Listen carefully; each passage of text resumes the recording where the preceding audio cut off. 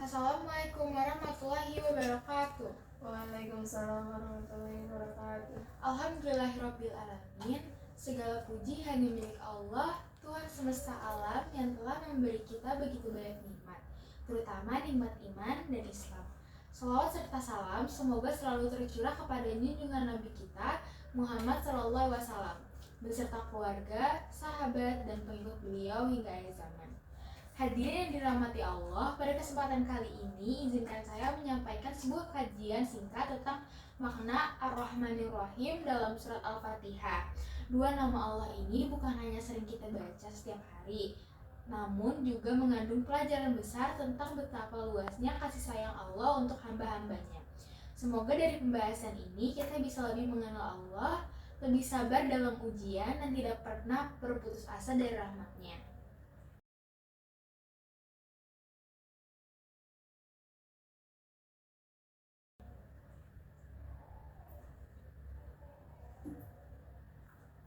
Yang pertama ada makna Ar-Rahmanir-Rahim. Ar-Rahmanir-Rahim adalah dua nama Allah yang sangat agung. Keduanya berasal dari kata rahmah yang berarti kasih sayang. Tetapi kasih sayang Allah tidak bisa disamakan dengan manusia, karena kasih sayang Allah itu menyeluruh, tanpa batas, dan selalu mengandung maksud kebaikan bagi hambanya. Ketika kita membaca Al-Fatihah, sebenarnya Allah sedang mengingatkan bahwa Dia bukan hanya Rob, pencipta dan penguasa alam semesta, tapi juga penuh kasih sayang dalam setiap ketetapannya. Artinya, semua aturan, cobaan, bahkan hukuman yang Allah tetapkan sejatinya adalah bentuk kasih sayang, walaupun manusia sering melihatnya dari sisi yang terasa berat.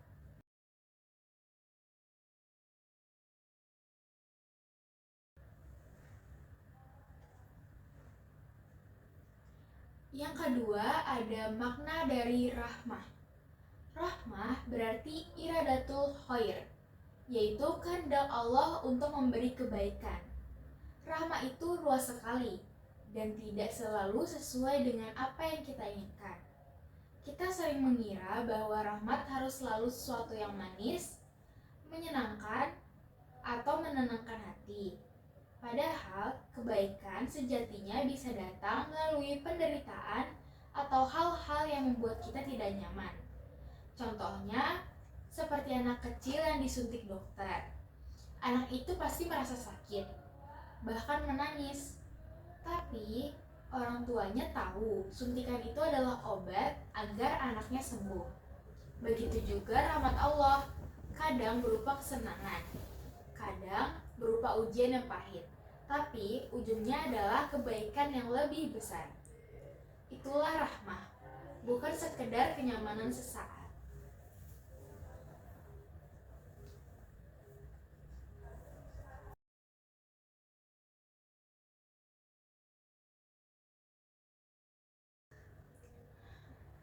Lalu yang ketiga, ujian adalah rahmat. Masalah yang sering kita hadapi adalah tanda kasih sayang Allah. Ujian mendidik kita untuk yang pertama, sabar dalam menghadapi kesulitan. Yang kedua, menjadi tangguh menghadapi hidup. Yang ketiga, memaafkan orang yang menyakiti kita. Pada Quran Surat Al-Baqarah ayat 153 menegaskan bahwa mintalah pertolongan dengan sabar dan sholat. Setiap masalah di hidup sebenarnya adalah tanda kasih sayang Allah. Kalau hidup selalu mudah, kita bisa jadi sombong, lupa diri, dan tidak pernah berkembang. Dengan adanya masalah, Allah mendidik kita agar lebih sabar, lebih dekat kepadanya, dan lebih kuat dalam menghadapi hidup. Misalnya, sakit membuat kita lebih menghargai nikmat sehat, Lalu ada juga kehilangan membuat kita belajar untuk bertawakal. Lalu disakiti orang lain mengajarkan kita untuk memaafkan. Dicaci mengingatkan kita untuk menjaga lisan. Karena kita tahu rasanya dicaci maki, maka kita tidak boleh mencaci orang lain. Dan ditolak oleh manusia membuat kita sadar bahwa tempat bergantung sejatinya hanyalah Allah. Jadi ujian itu pahit di awal, tapi manis di akhir karena mendidik hati kita.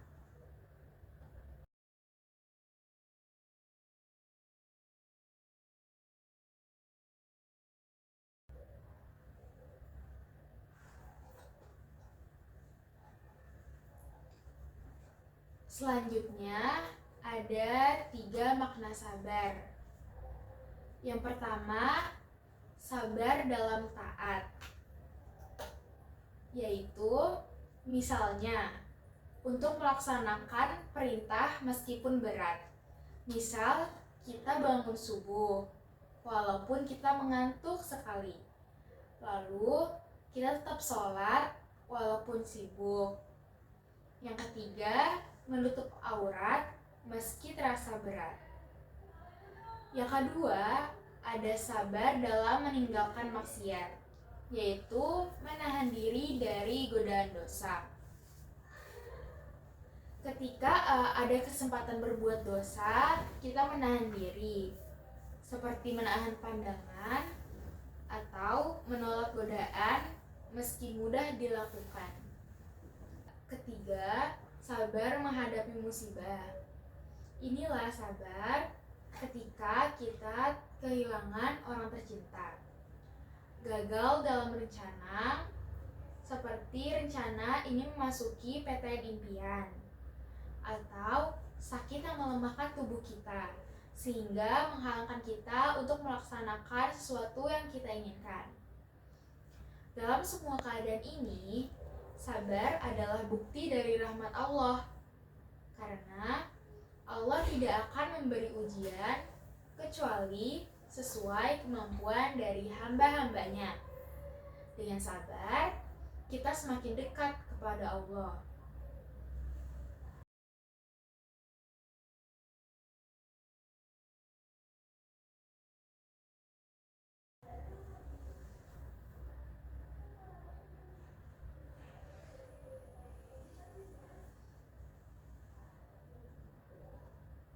Lalu ada rahmah dalam kehidupan sehari-hari.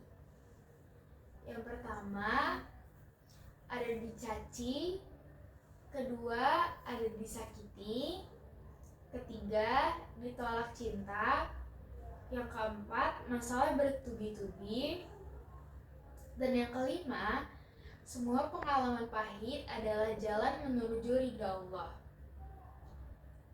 Seringkali kita melihat pengalaman pahit sebagai musibah yang membuat hidup kita terasa berat.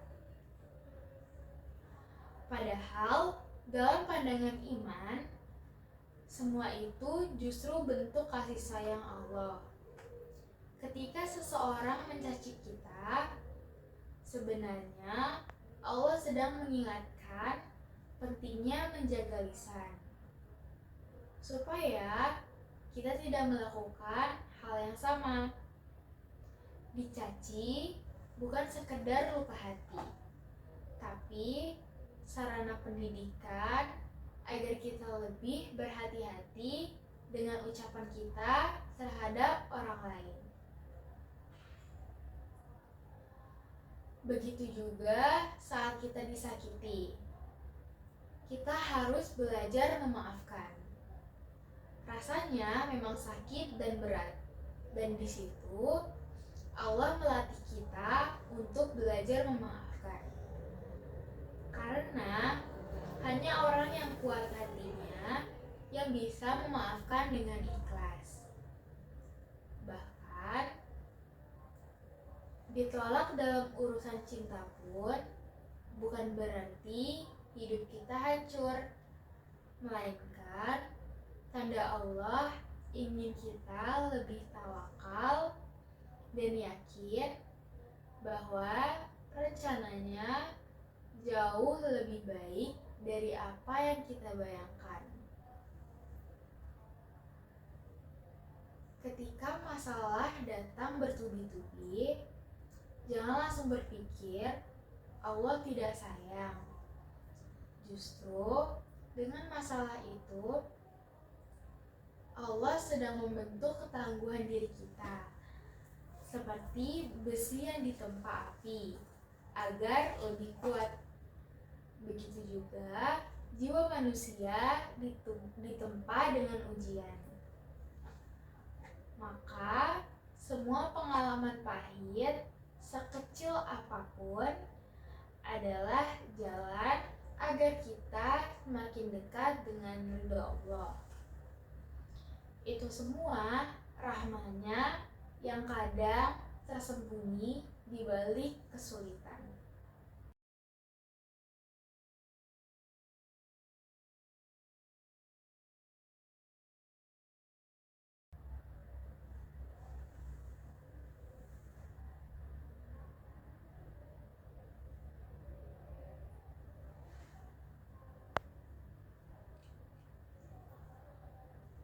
Lalu ada definisi rahmah menurut Ibnu Asyur. Rahmah mencakup 4 unsur utama. Yang pertama, arifku, yaitu lemah lembut. Kedua, al-ihsan, berbuat baik. Ketiga, daf'ud doror, menghindarkan bahaya. Yang keempat, al-aun al-masyak, yaitu membantu kesulitan.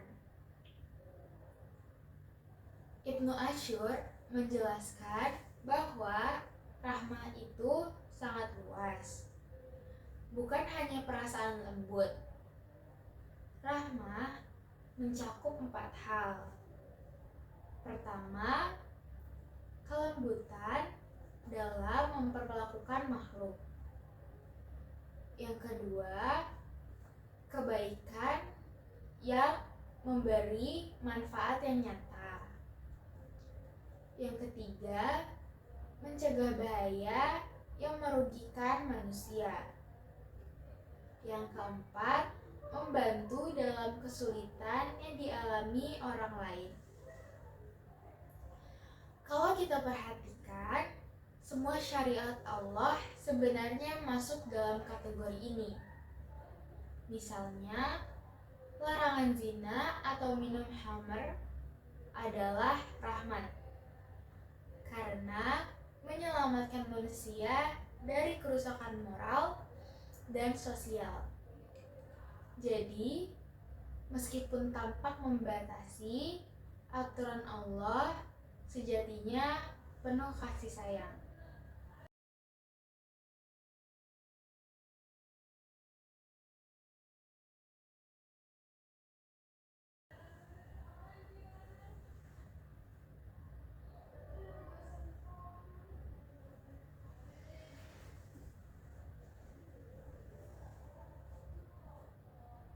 Selanjutnya, ada rahmah versus rafah.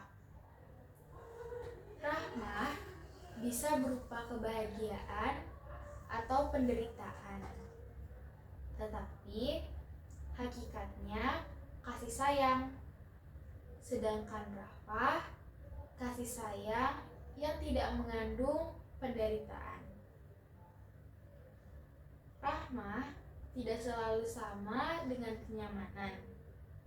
Kadang Allah memberi penderitaan, tapi tujuannya adalah untuk kebaikan hambanya. Inilah rahmah yang luas. Sedangkan untuk rafah adalah kasih sayang yang lembut, tanpa rasa sakit. seperti kasih sayang ibu yang menimang bayinya dengan penuh cinta. Kalau Allah hanya memberi kita rafah, kita tidak mungkin belajar bersabar, kuat, atau rendah hati. Dengan rahmah, Allah mendidik kita melalui ujian. Jadi, kalau ditimpa musibah, jangan langsung merasa dibenci Allah. Bisa jadi justru itulah tanda kasih sayangnya.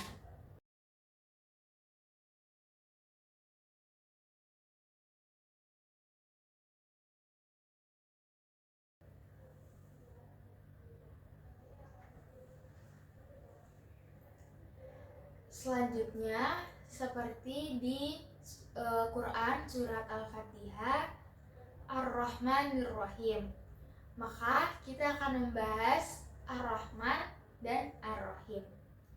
Ar-Rahman artinya rahmat Allah untuk semua makhluk, baik beriman atau yang kafir juga di dunia ini. Sedangkan untuk Ar-Rahim adalah rahmat khusus untuk orang beriman, terutama di akhirat. Ar-Rahman adalah kasih sayang Allah yang meliputi untuk semua makhluk, bahkan orang kafir sekalipun. Semua manusia bisa menikmati udara, rezeki, kesehatan, dan berbagai nikmat dunia, karena itu bagian dari rahmatnya yang luas. Namun untuk rahim itu berbeda. Untuk Ar-Rahim, rahmat ini khusus untuk orang-orang yang beriman, terutama nanti di akhirat. Artinya orang kafir bisa saja hidup makmur di dunia, tetapi rahmat kekal di akhirat hanya diberikan kepada mereka yang beriman dan taat kepada Allah Subhanahu wa Ta'ala.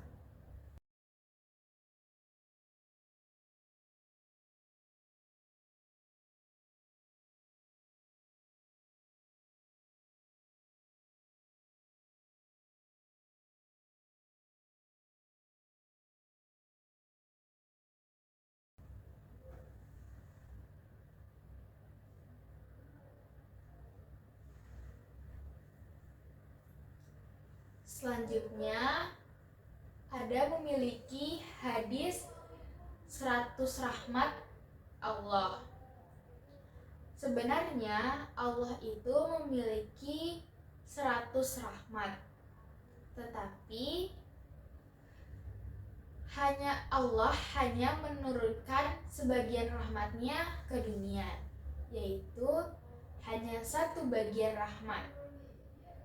Namun dari satu rahmat itu saja semua makhluk saling menyayangi, seperti ibu kepada anaknya, yaitu ketika ibu menyusui anaknya, menimang anaknya, menyuapi anaknya.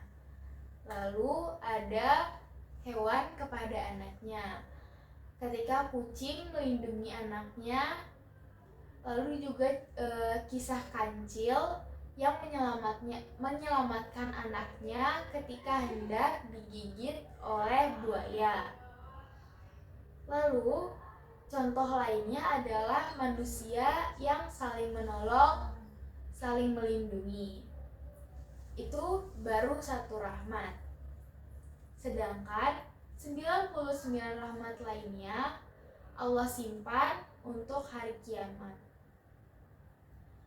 Bayangkan kalau satu rahmat saja sudah membuat dunia penuh oleh kasih sayang, bagaimana dengan 99 rahmat dari Allah yang disimpan untuk di akhirat? Itulah bukti betapa luas kasih sayang Allah untuk hamba-hambanya yang beriman.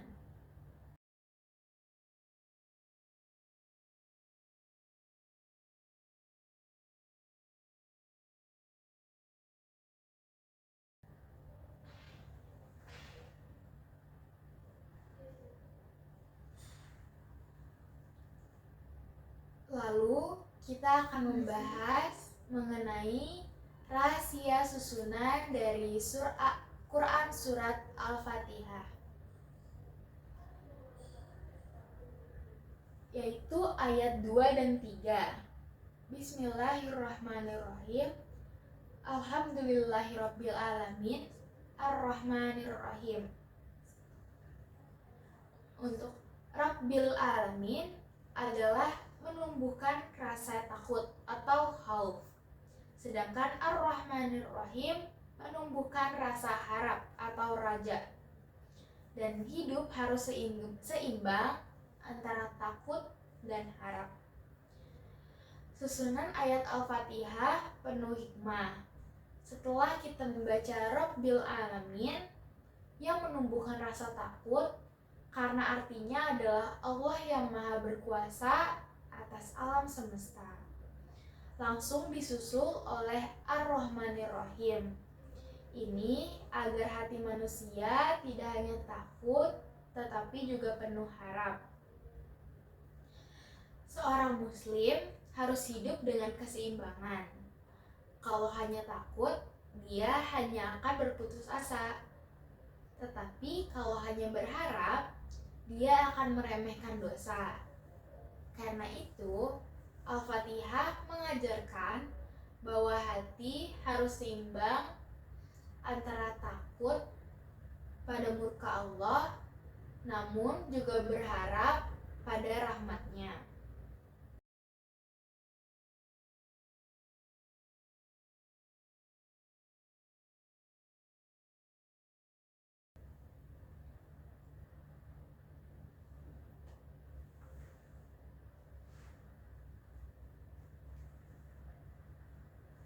Selanjutnya, syariat adalah rahmat. Semua hukum Allah itu mengandung rahmat. Seperti sholat bisa dikosor saat safar.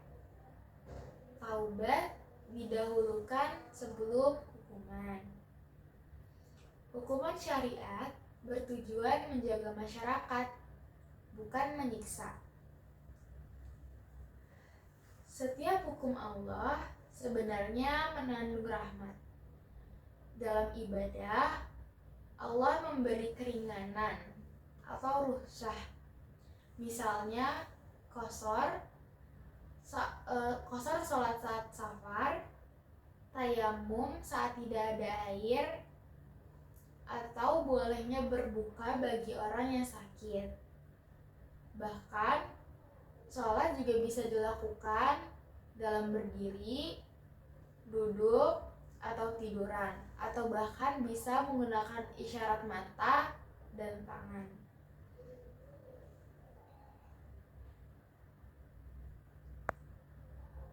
Bahkan dalam perkara dosa, Allah selalu mendahulukan taubat daripada hukuman. Hukuman dalam syariat pun sebenarnya rahmat, karena menjaga masyarakat dari kerusakan. Jadi kalau dipahami dengan baik, syariat Islam bukan beban, melainkan bukti nyata kasih sayang Allah.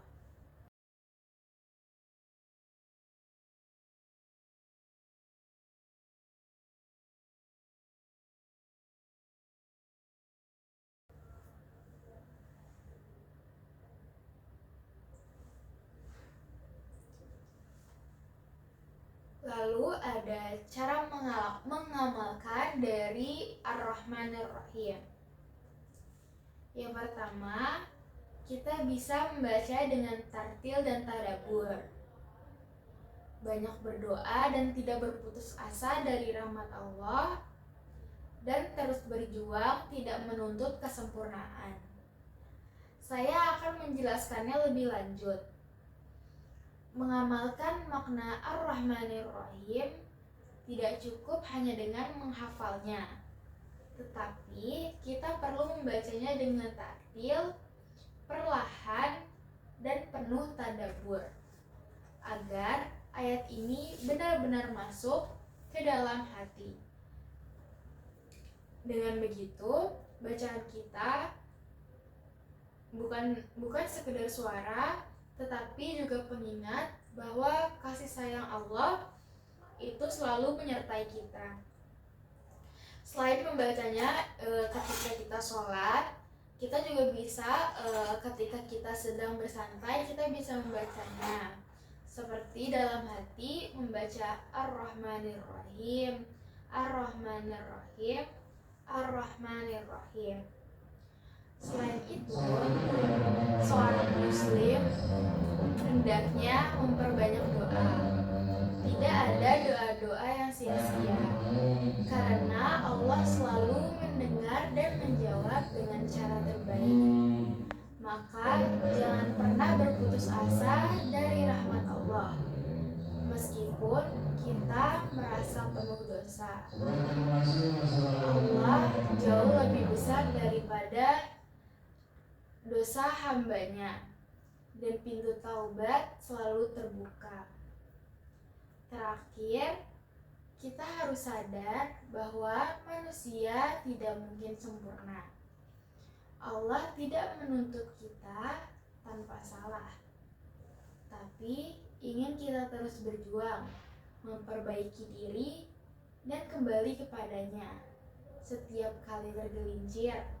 Itulah cara nyata mengamalkan makna Ar-Rahmanir-Rahim dalam kehidupan sehari-hari.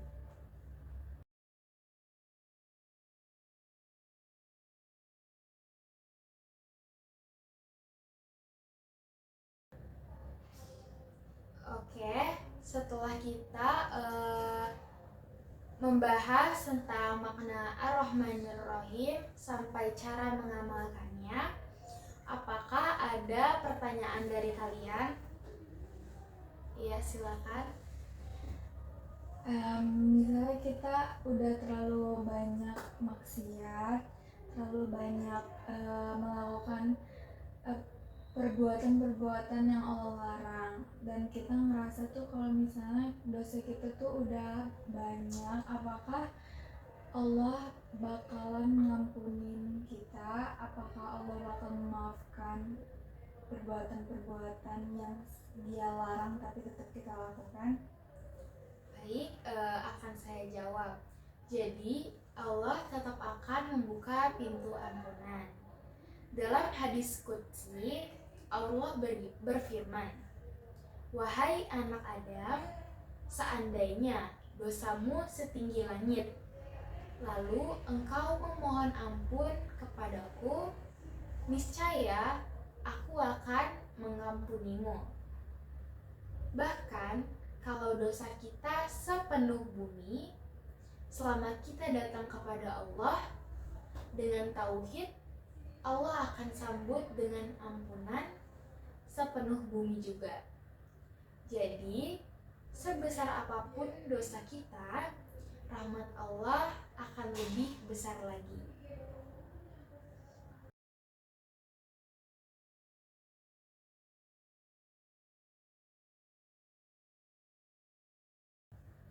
Oke, apakah cukup menjawab? Oke. Jadi untuk kesimpulan dari materi kita pada hari ini adalah Ar-Rahmanir-Rahim itu bermakna kasih sayang Allah yang sangat luas. Ujian adalah bentuk dari rahmat Allah, dan syariat Islam penuh oleh rahmat.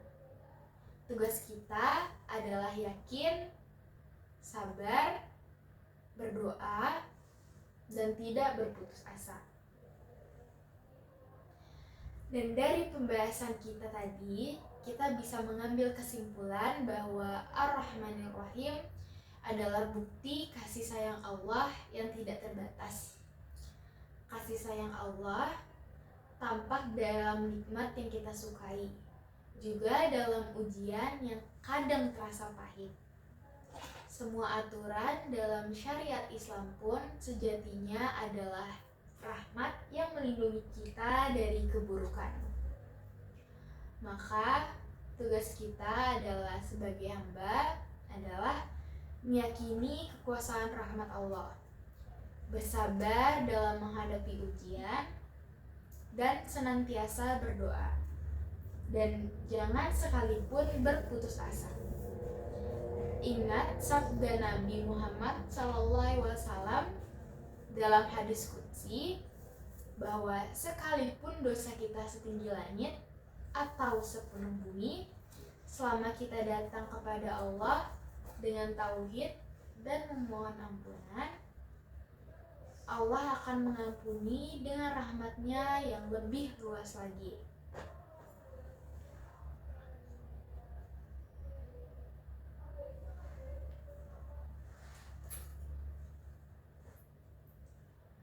Semoga Allah menjadikan kita hamba-hamba yang senantiasa merasakan kasih sayang-Nya dan bisa menebarkan kasih sayang itu kepada sesama.